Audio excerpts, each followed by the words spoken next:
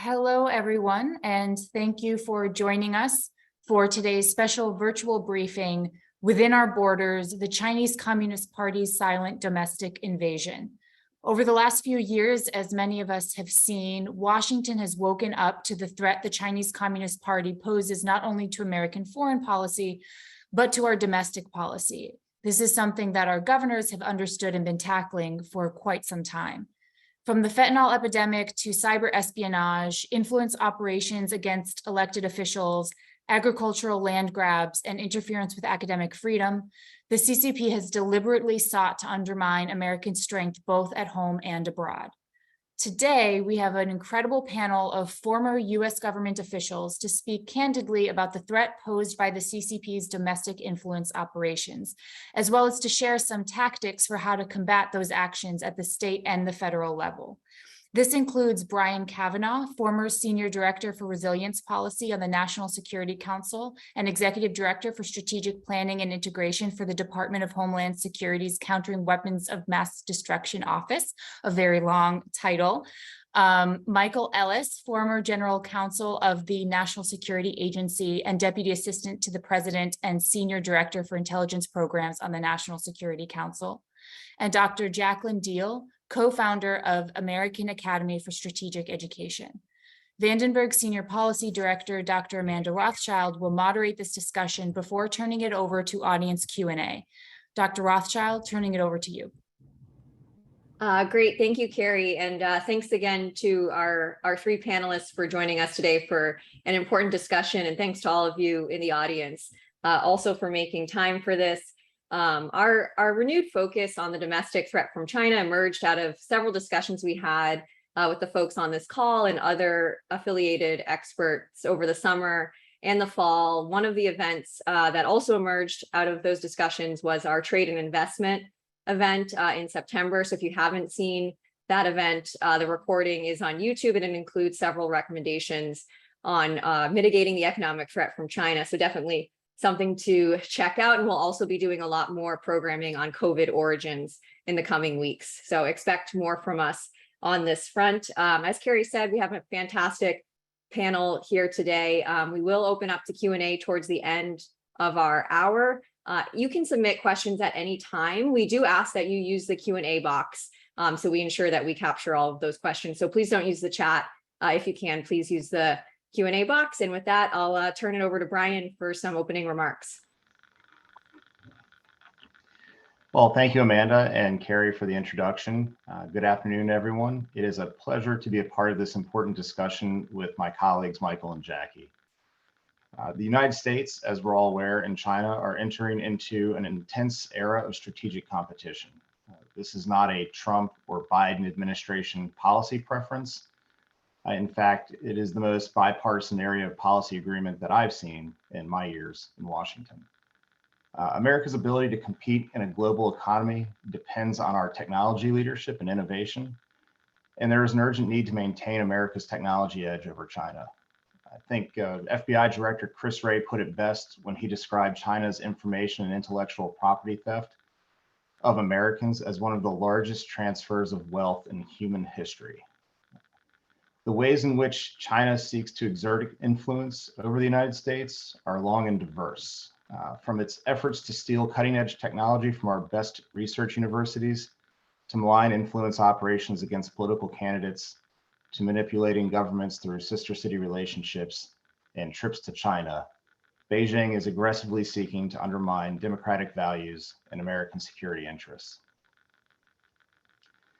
We know through China's official policies, such as the Made in China 2025 initiative, that Beijing intends to achieve global domination of high-tech industries like robotics, artificial intelligence, autonomy, quantum computing, space travel, and even electric vehicles. From agriculture to manufacturing, China is silently invading. While the US operates under the rule of law, China exploits Western laws for their benefit and imposes rule by law. This is becoming ever more apparent as China challenges world order through the use of lawfare. Time and again, Beijing has proven their willingness to leverage tech production capabilities for economic and strategic advantage.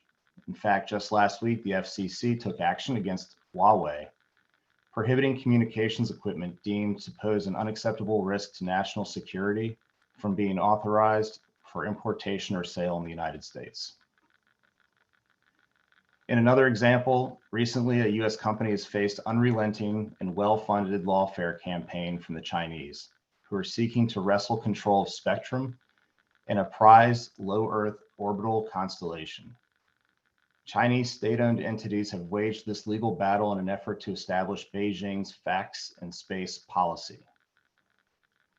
This satellite constellation, which has become an attempted takeover by the Chinese government, would provide them unprecedented capability suited for the guidance of hypersonic objects and the ability to legally disrupt, through both physical and electronic interference, other low Earth orbit satellite constellations such as Starlink, Iridium, and others. This would provide China a legal avenue to exert influence over US companies, politicians, and our people, clearly a risk to national security. A similar danger is posed by the purchase of large amounts of American agricultural land by Chinese nationals. States in the Midwest, such as Oklahoma, have seen thousands of acres of prime farmland purchased by mysterious entities. On review, many of these entities have been traced back to Chinese nationals. Chinese ownership of agricultural land, while on the surface doesn't seem to be much, poses a significant food security risk, not only in peacetime, but in conflict. It places critical parts of the national food supply under control of a potential adversary. The phrase economic security is national security is one that we've all heard. However, over the past 3 years, we have seen the results of our reliance on one country to meet the demands of our economy, disruptions of global supply chain that have impacted day-to-day life, and inflation that has been running at historic highs. You look at this and you consider that the US access to rare earth elements, which should be a concern for national security and domestic policy, especially as we're looking to explore alternative vehicles and energies. When the US imports 100% of its rare earth elements and compounds it consumes, 80% of that comes from China.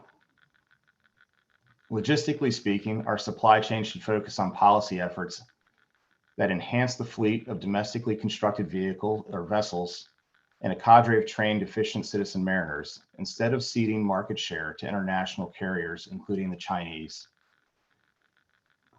China is no longer content to be a cheap labor backwater, and it plans to take research and development and manufacturing high ground, now occupied by the United States, Europe, and Japan.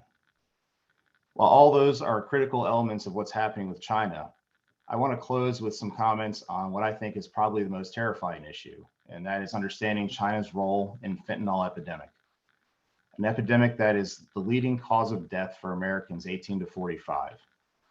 And looking statistically, from January of 21 to January of 22, our nation surpassed over 107,000 overdose fatalities. Over 64,000 of those were related to fentanyl. China likely views fentanyl epidemic as weakening our nation as a whole, and while they placed a controlled regulatory regime on 2 of the key fentanyl precursors in 2019, China's largely done nothing to stop its exportation. They do this through transporting the precursors to Mexican cartels who refine the fentanyl products into its illicit form and cross the border illegally.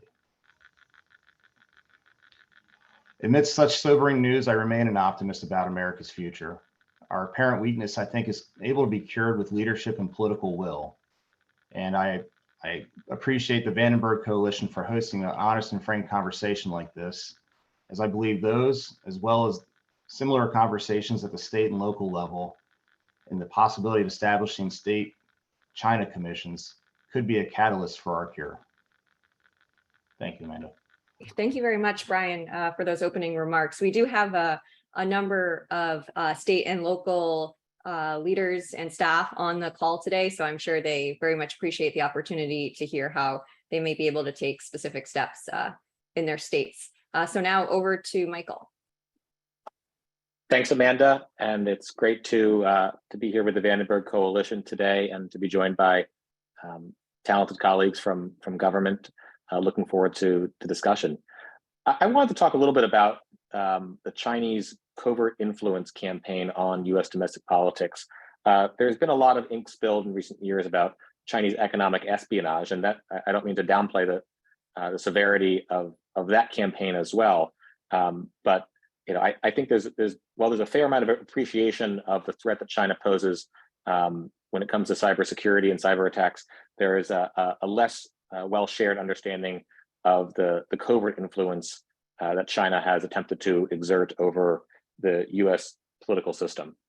And it's really actually, if you look at it, just what's out there in the public domain, it's been slowly escalating over the last couple of years.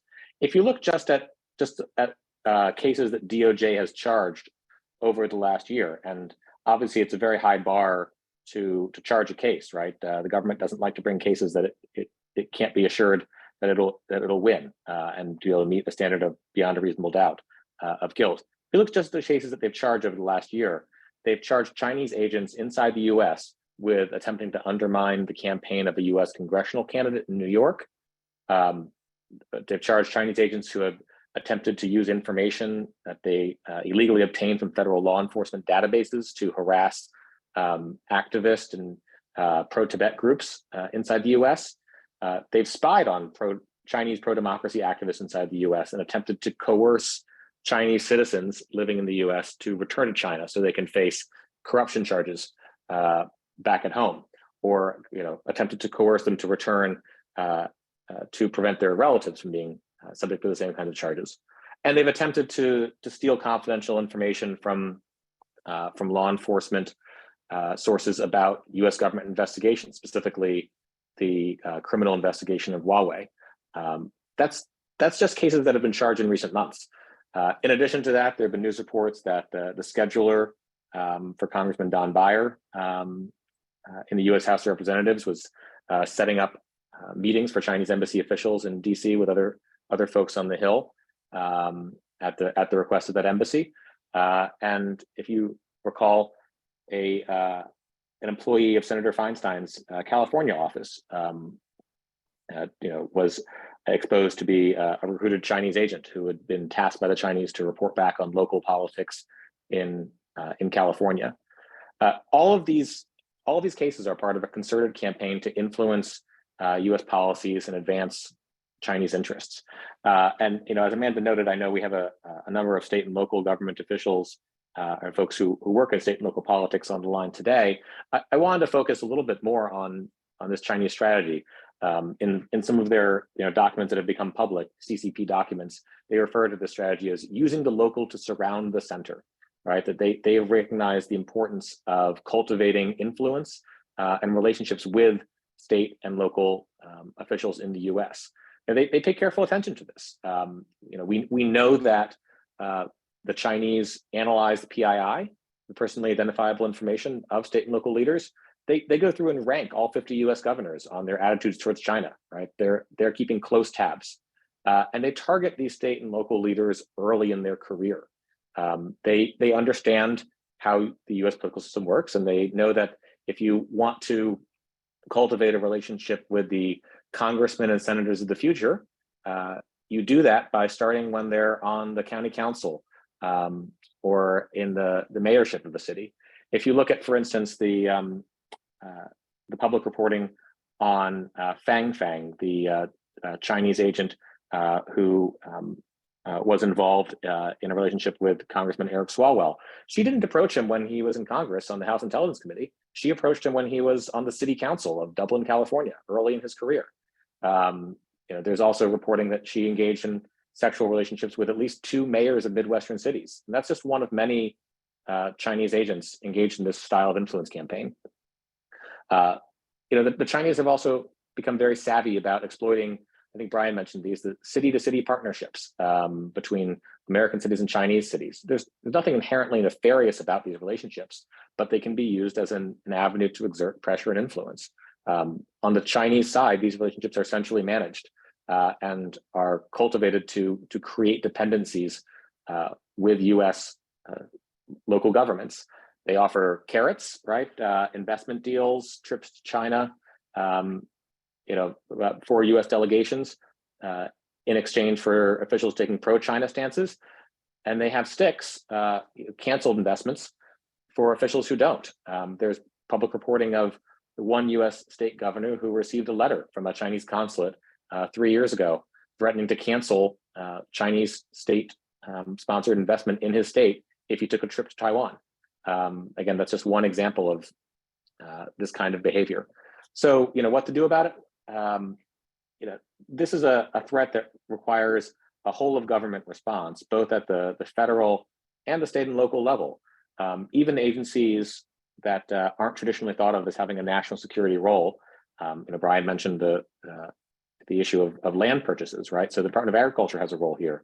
The Department of Education has a role in disclosing funding and requiring research institutions to disclose funding they receive from foreign sources as required by law.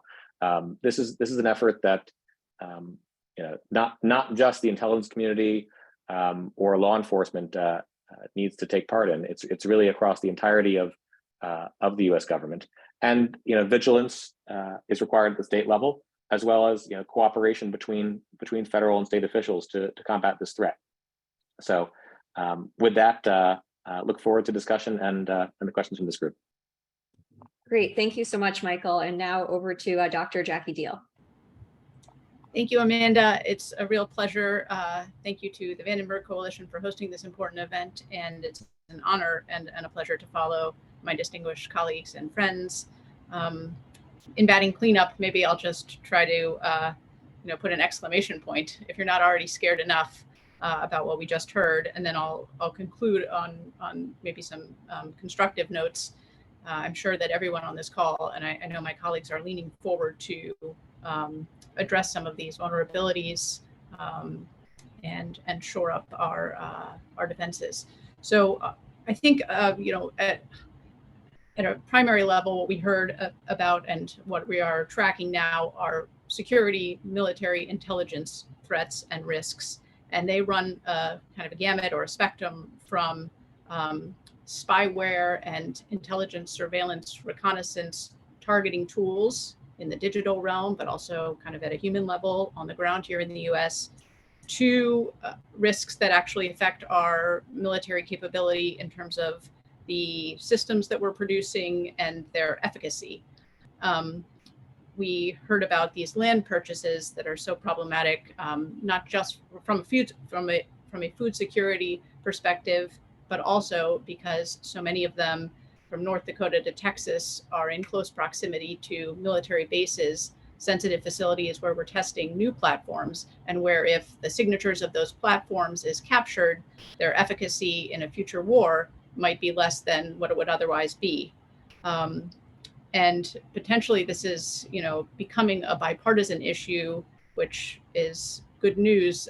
Our friends in Georgia on the call may know that Stacey Abrams in October actually held a press conference where she said that Governor Kemp was not doing enough to block these kinds of land purchases in Georgia. And she also called out the state's use of the WeChat app on an economic development website for the state of Georgia. That app, the other apps of which I'm sure many people on this call are aware, like TikTok, these are surveillance tools. They're not just for entertainment or connectivity and speech, of course. They are capturing your signatures when you use them. They may be also capturing other data on your the device that accesses them, and they are channeling the information that's available to you and that you send out. The former National Security Advisor, Robert C. O'Brien, recently warned in a public appearance that there was some concern that US military members who use TikTok, or their family members who use TikTok, the data from those devices could be used, the location data could be used to target them in the event of a war. So for instance, he said pilots might be targeted because their location data would be available to Chinese agents from their use of these Chinese mobile applications. So there's a whole suite of kind of concrete military and old-fashioned security risks associated with Chinese influence and access in the United States. There's also obviously a set of economic costs that we bear from the intellectual property, the espionage that goes on. I think the FBI's latest figure, it keeps moving northward, but is about $600 billion a year is what they estimate is lost because of the IP theft done by Chinese hackers, Chinese spies, other kinds of agents, and coerced technology transfer that's happening on our soil and abroad, but affecting US firms and their revenue, their future income streams, their access to markets, all of which doesn't just pose a kind of near-term problem for their balance sheets or their stock price, but also poses a downstream, perhaps even bigger threat or risk, which is our research and development budgets. The revenue that's available for experimentation and the generation of new ideas and technology is being constrained by this giant sucking sound coming from our lost intellectual property and know-how. So on the economic cost side, there are a whole set of capital-related issues, balance sheet issues, but there are also, and I think it's important to raise awareness of this, literal issues of our access to resources. And Brian already mentioned food, and that's a critical one. We all need it, a staple.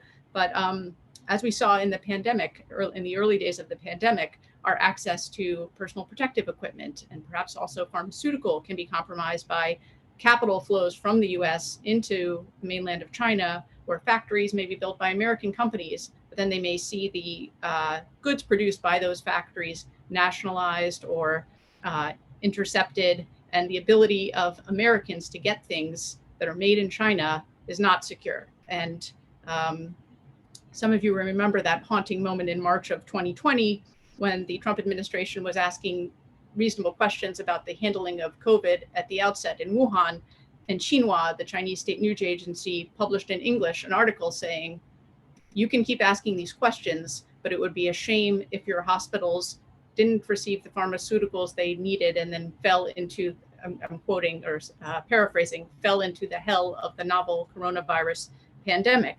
So our supply chain dependence as a result of capital flows and investments from the US into mainland China, and the risks that we won't be able to get access to the goods that we depend on from China, is also a kind of economic threat and a household threat at this point. And then finally, this bleeds into the topic that Michael addressed so acutely and compellingly, political influence and coercion, and the threat that we could, our freedom of action internationally in terms of decisions over which we should enjoy sovereignty, and the American people and their elected representatives should be able to act in the ways that they see as fitting our best interests, may be compromised as a result of, again, a whole suite of Chinese activities here or aimed at Americans in the United States.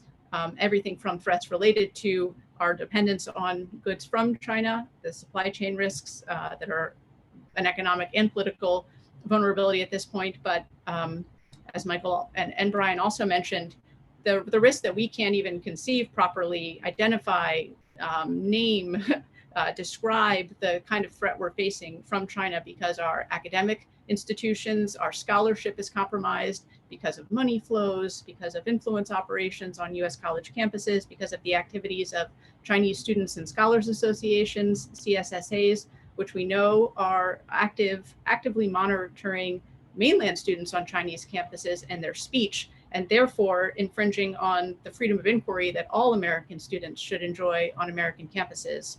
And one of the differentiators, frankly, what should be a differentiator between our free society and a closed, autocratic, unfree society like China. So our ability to think through the threat that we're facing is being targeted at the source, at the taproot, at the education level. And that says nothing of what's happening to our young people and the information that they're getting or not getting from their use of TikTok, another social media app that clearly is very problematic.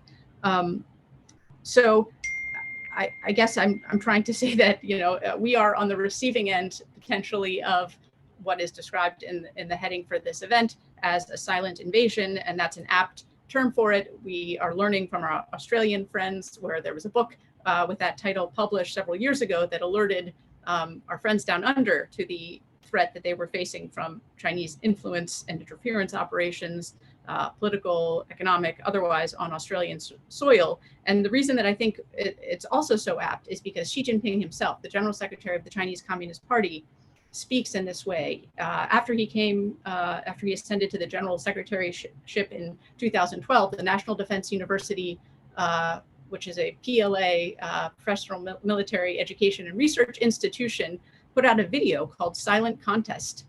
And this video echoed themes that Xi Jinping had sounded in many of his most important addresses about how the major threat to China and the threat that ultimately felled the Soviet Union was an ideological threat, or a contest of hearts and minds and ideology. And the main danger that the PRC faces today, the message of this is the message of the film and of Xi Jinping's speeches, is a kind of infiltration or virus of democracy, or Western efforts to quote unquote westernize and divide. And so if this is the lens through which our counterparts, our Chinese Communist Party opponents or rivals, see the contest, of course we should expect them to be very actively shaping our views and our understanding of what's at stake and what the contest is about, because it is how they understand, it's the lens through which they view conflict and competition.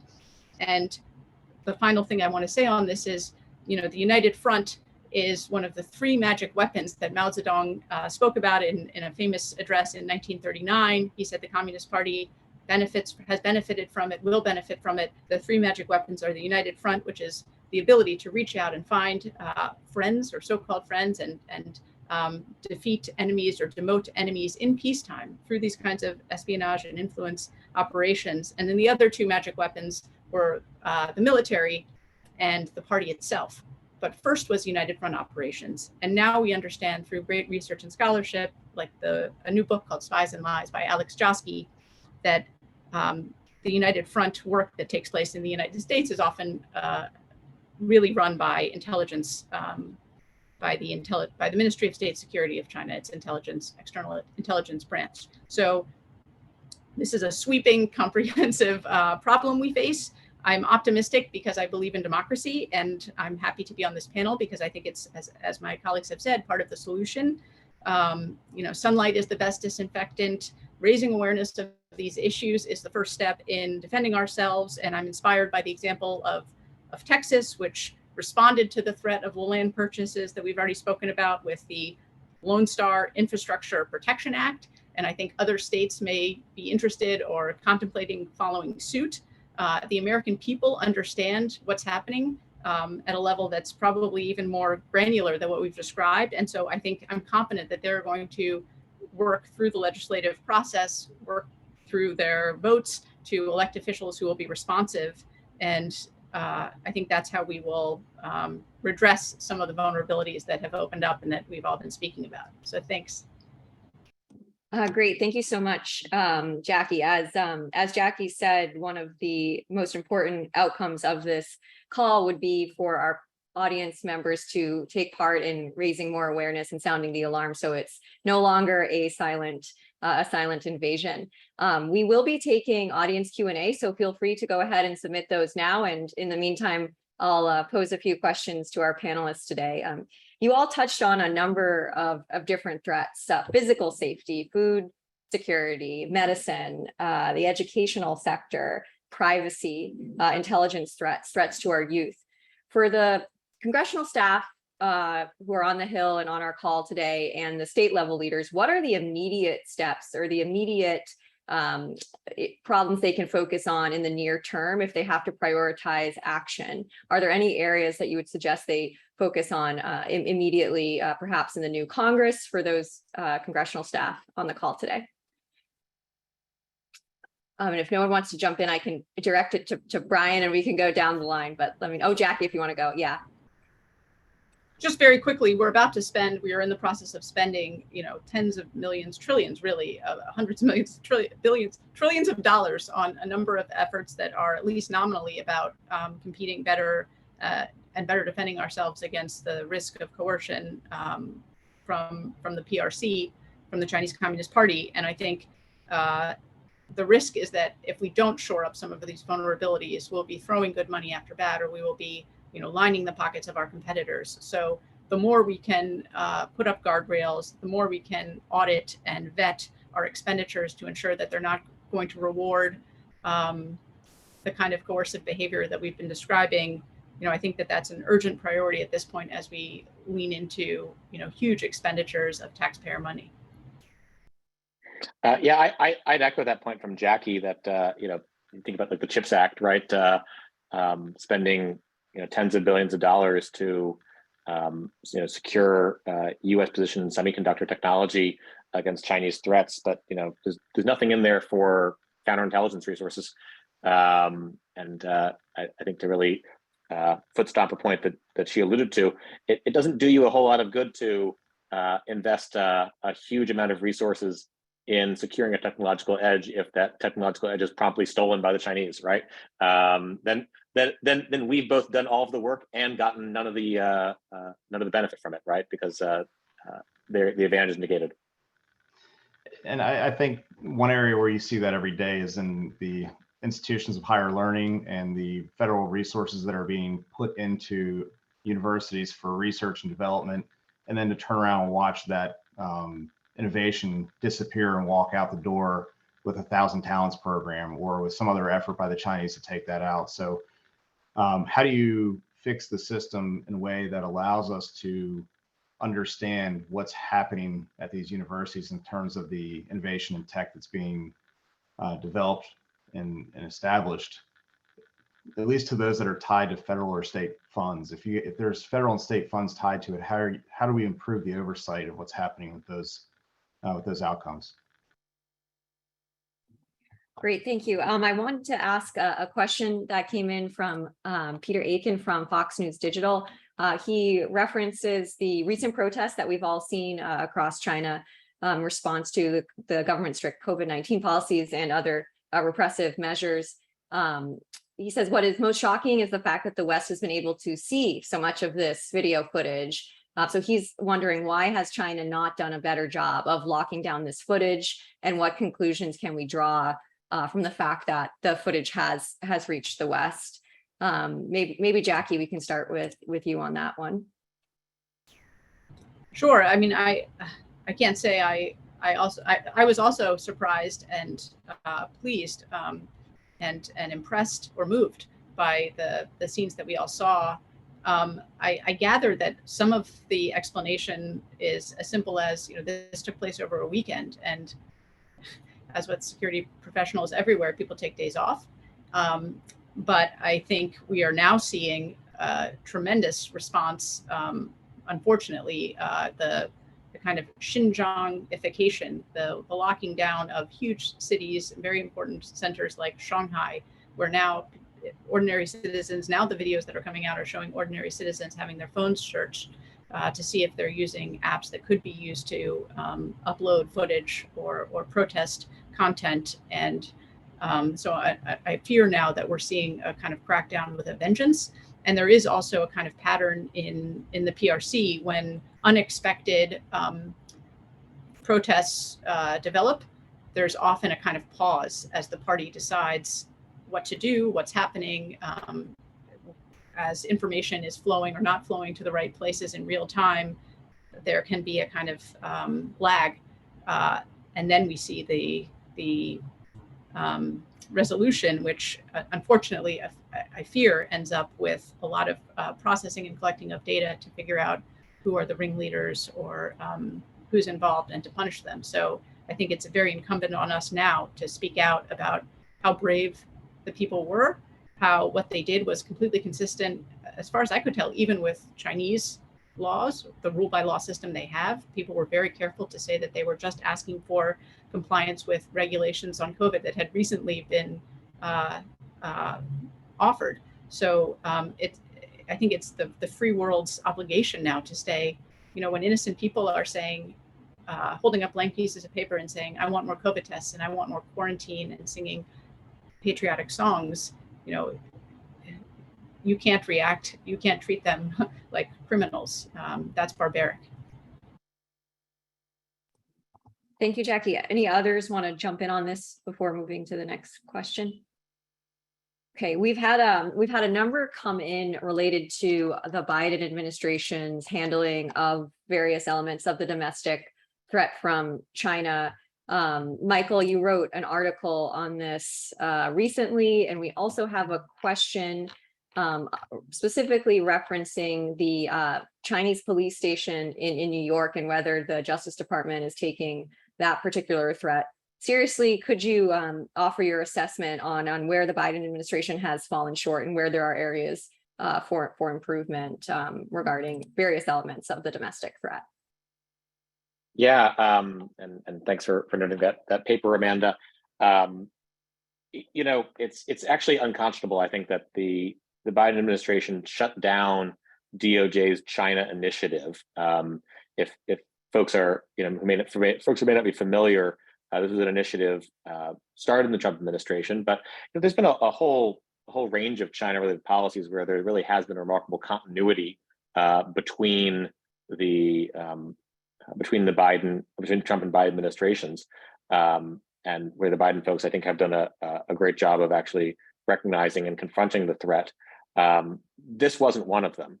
You know, the FBI has for years been banging the drum saying that China represents the #1 domestic national security threat to the United States. However, when confronted with claims by activists groups that the China initiative was somehow inherently racist or targeting you know, Chinese Americans, I think facts that just aren't true. You know, that the #1, the China initiative encompassed a broad range of activities, not just prosecution in grant fraud cases that a lot of media attention is focused on.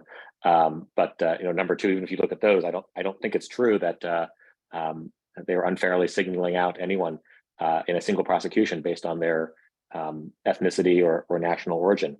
But the Biden administration wasn't able to just stand up to that activist pressure and explain, you know, the nature of the threat and why it was important to confront it, and keep an initiative like this. I think is really disappointing, and obviously would love to see them bring that back, because it sends a message down to the field, really.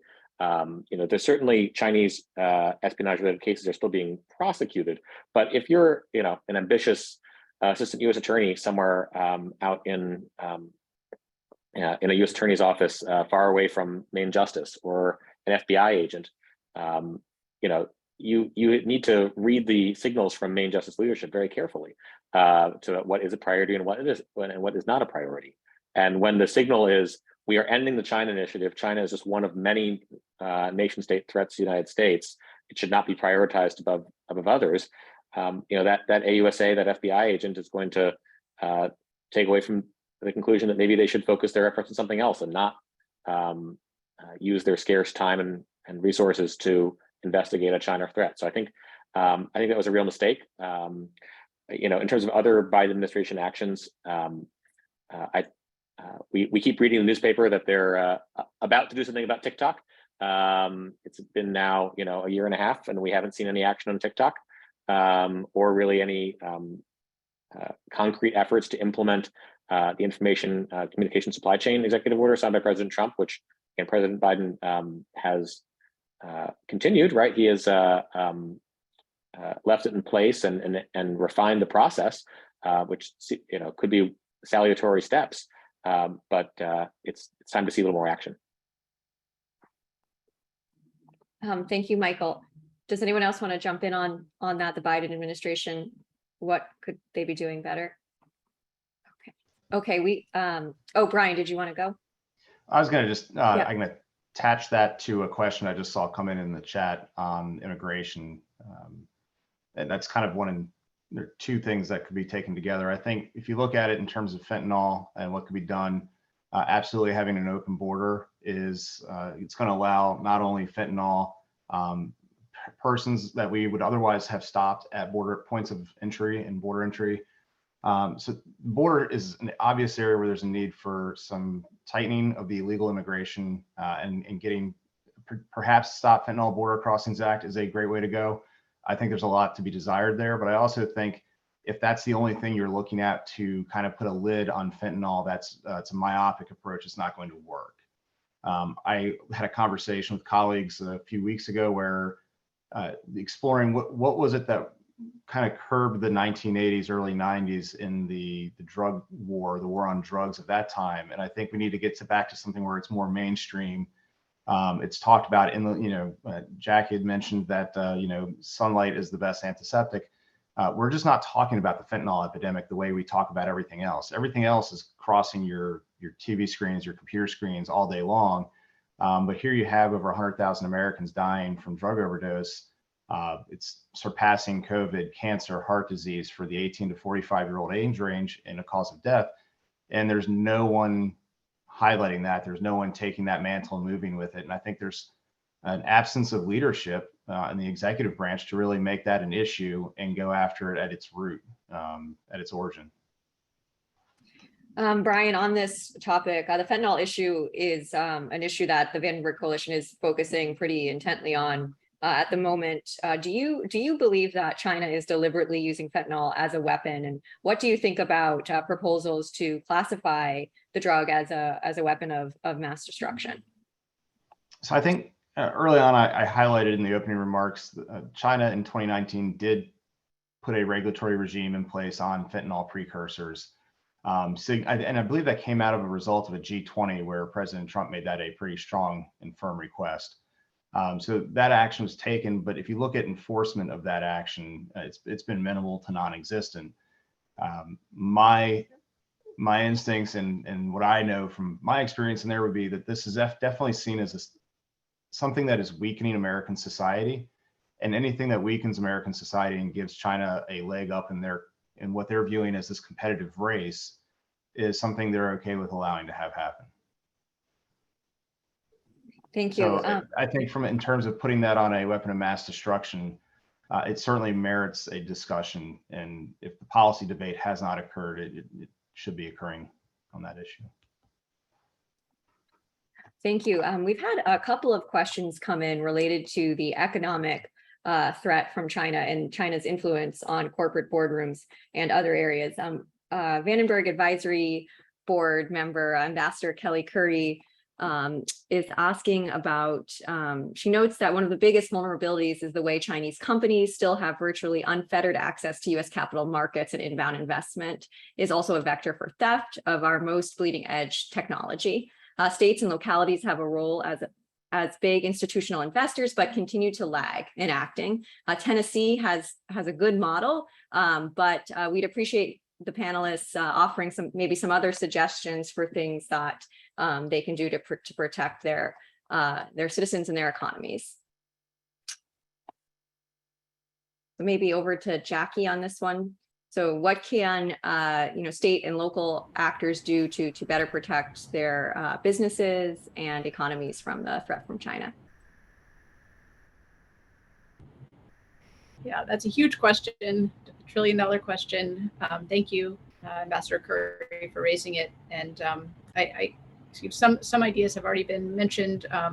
The treasurer of the state of West Virginia, I believe, and maybe also the treasurer of Utah, recently announced that for reasons having to do with concerns about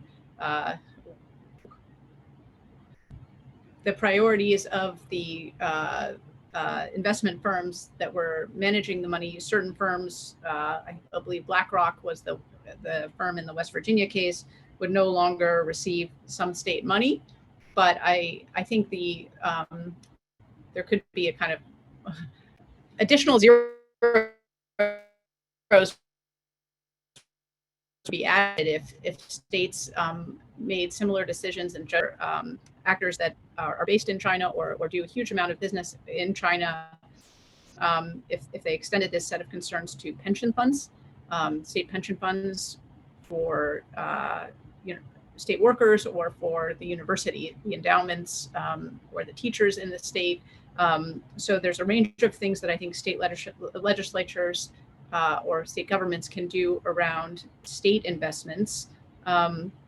They can also, as we discussed, do their own mini CFIUS-like things, especially in cases where utilities are controlled by the state, and therefore the state, can make a reasonable claim that it has to monitor who has ownership or equity access to important services and infrastructure in the state, and kind of going back up maybe more towards the national level. But I think the more we speak about this set of risks of espionage and undue influence or malign influence that tends to accompany big investments from the PRC, or the other way, outbound capital flows to the PRC, and the way that the actors that engage in those investments then become kind of lobbyists for the PRC or for the CCP, the Chinese Communist Party. The more we talk about that, I think the more it becomes harder to deny that it's an issue, which has been kind of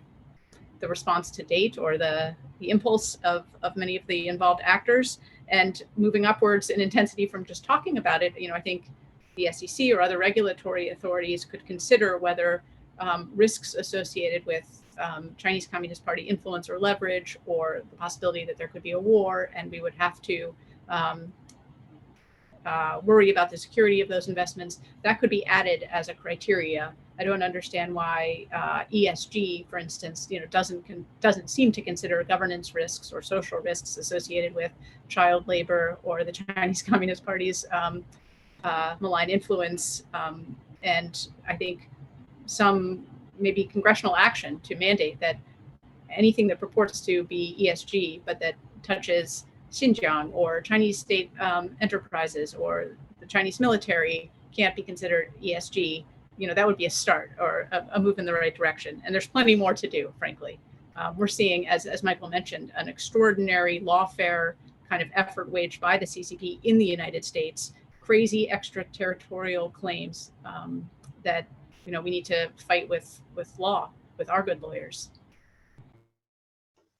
Great, thank you, Jackie. So I have a question for a very good lawyer, Michael Ellis, related to intelligence threats. We have a lot of folks on the call who are staff for governors or their staff on the Hill.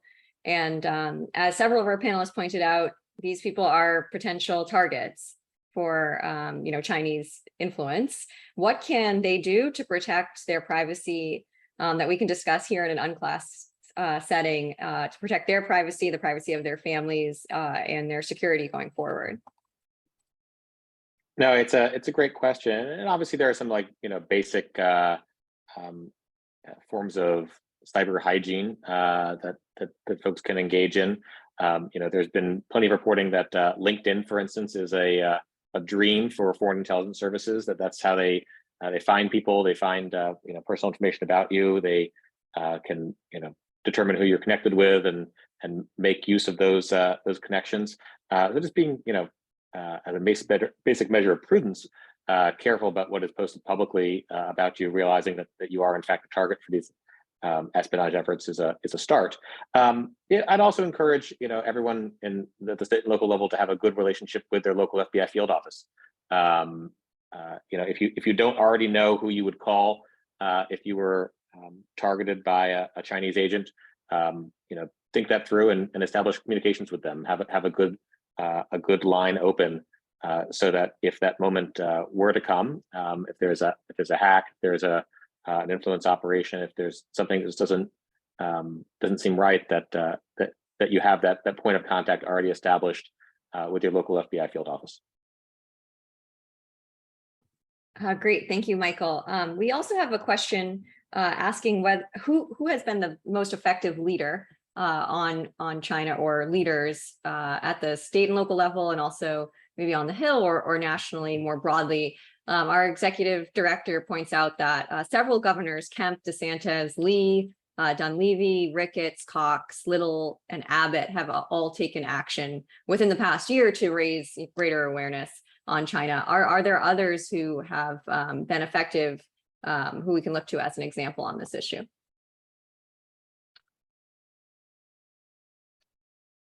Brian, anyone come to mind for you?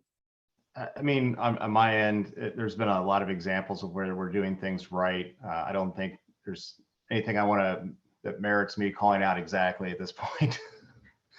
I mean, there's a lot of folks out there that are making good headwinds and getting information out and keeping the light on the activity that China's engaged in.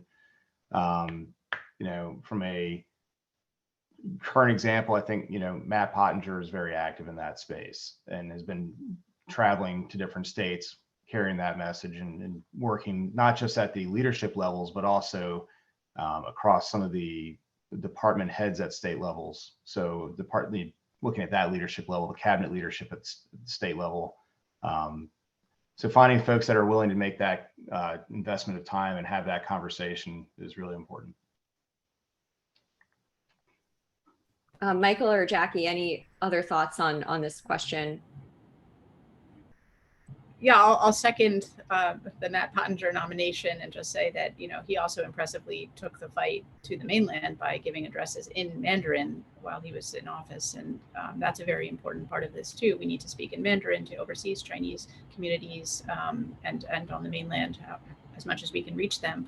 But certainly, communities here and in other places where that's the native language, it's a problem if they're only getting their news from official Chinese Communist Party vetted sources. And the more that we can do to offset that or combat it, the better.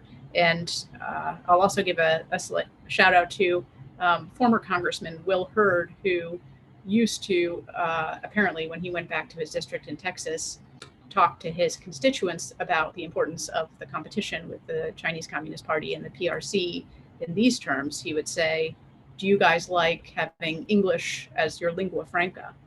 And everybody would say yes. Or how would you like to learn Mandarin? And people would say, this doesn't seem like a great, that would not be my first choice. And do you like having dollars in your bank account? And again, the answer is yes. We prefer to have dollars than RMB or eRMB monitored in real time, coming soon to banks and consumers near you. So I think the more that lawmakers and state and local leaders do to explain what's at stake here in common, household everyday terms, the better. And I don't think, Congressman Hurd was not exaggerating when he said that that's what this was about. So, I think that there's a reason that, the great state leaders you mentioned are stepping up. They understand the risk and they understand that their voters and constituents understand the risk. So again, that's why I'm optimistic. Yeah, I think I'll piggyback on that one last comment is the media has done a good job of getting the message out. So instead of this not being a non-story, I think it's received pretty solid and consistent coverage across networks and mediums. So kudos to the leaders at the state level and at the federal level that are carrying the message, but then also to the media outlets for giving them that platform and carrying the message. Great. Well, thank you so much. I think we will end there because we're almost at time. I want to thank Brian, Michael, and Jackie again for this terrifying but important discussion today. I think you've given our audience a lot to think about in terms of what they can do going forward. If anyone on the call today would like to follow up with any of our panelists or with our coalition more broadly, please do reach out. We will be doing, as we mentioned at the top, a lot more programming on the domestic threat from China moving forward. So thank you all for joining today, and we hope to see you at an event soon. Thank you.